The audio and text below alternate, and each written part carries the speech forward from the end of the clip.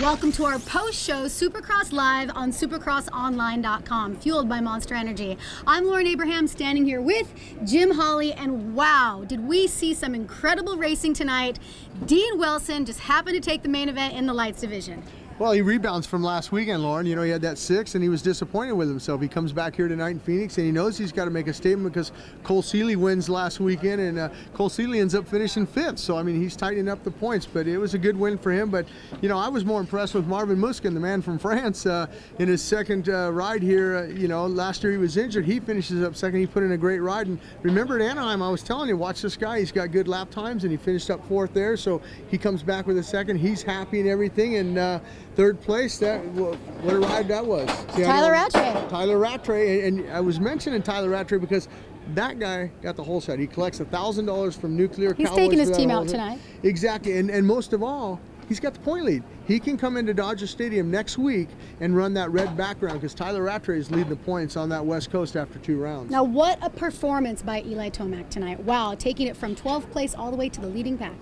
You know, Eli's got to be disappointed with himself. I mean, not in his ride. I mean, he did ride his butt off to work up to get that 4th place. He had a great battle towards the end of the race with a fellow Honda teammate in Cole Seeley, and they went back and forth on it. But what I'm talking about is that heat race. Eli Tomac, I mean, he flat wicked it up in that heat race. He won. He set fast time of all the heat races, and I'm talking about the 450 guys. Eli Tomac was on fire, but in defense of the Supercross guys, he did have that first heat race. The track was primo, and you know, as the track wears on, you know, the night it gets slower, the lap times. And Eli Tomac, I mean, he knows that he let one get away tonight here in Phoenix. Eli Tomac should have won tonight, but you know what? You got to get the good starts, and you got to put yourself in a good position, and Eli Tomac was in the back of the pack. But Dean Wilson, on the other hand, I mean, he saw his teammate Tyler Rattray, who got that whole set, like I said, and Marvin Musquin. They both kind of took each other high. Dean says, hey, thanks very much. I'm going to dive to the inside. I'm going to lead this thing, and I'm going to ride my own race.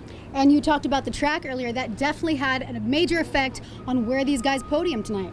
Yeah, they struggled for traction out there. I mean, especially in that lights class. I mean, these guys were struggling to get traction, and you had that little bit of sand section they had in there. Everybody's set up with hard track tires, and they hit that sand, and they're sliding. They're having their problems. But you know, let's move over to that 450 class, because that 450 class was a barn burner. Yeah, the sand section definitely took some people down. You know, we thought that Stewart had it tonight, but he did go down in the sand.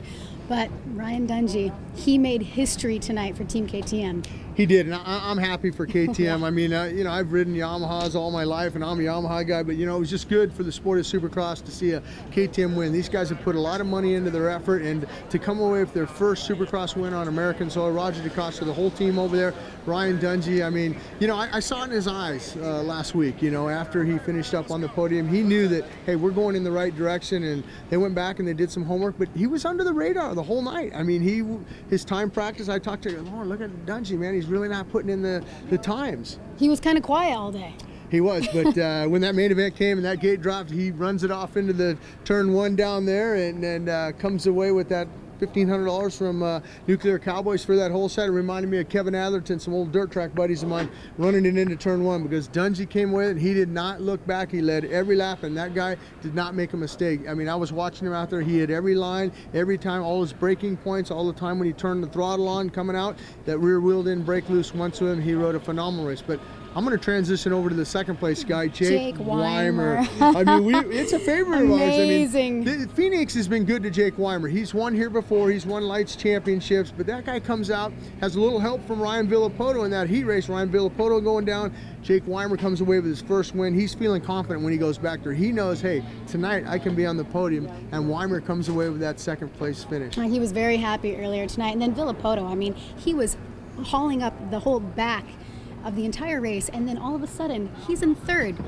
Yeah, I mean, you know, you got to hand it to his trainer, Alden Baker. Took out Kevin. Yeah, I mean, well, Kevin Windham, you know, he had it, and Kevin Windham, he's been around a long time. He's an old dog. He knows a lot of tricks, but Ryan Villapoto nipped him there at the end there, and Kevin Windham, he wasn't happy. I mean, he did the live speed interview, but we went to try and grab an interview, and he was right back to the pits. I mean, it reminded me when Trey Kennard got him in the last lap in Jacksonville a couple years ago. Kevin Windham was just, he was beside himself, and I talked to him after the next race, but Kevin Windham still has nothing to hang his head low on. I mean, a 4th place for Kevin Windham is a great finish, but but he would have loved to have been on that podium. But Ryan Villopoto, like I said, he knows he can go out there and run all 20 laps as hard as he can. He did not leave nothing on the table there. And you know, Chad Reed had his problems tonight, ended up in that 5th position back there. But you'd mentioned earlier, James Stewart had the problems in the sand. James Stewart goes down early in the sand section, loses his front end. Ended up with 8th place. 8th, and it's respectable. I mean, James is going to be there the whole way. He's going to fight all these guys to the championship, and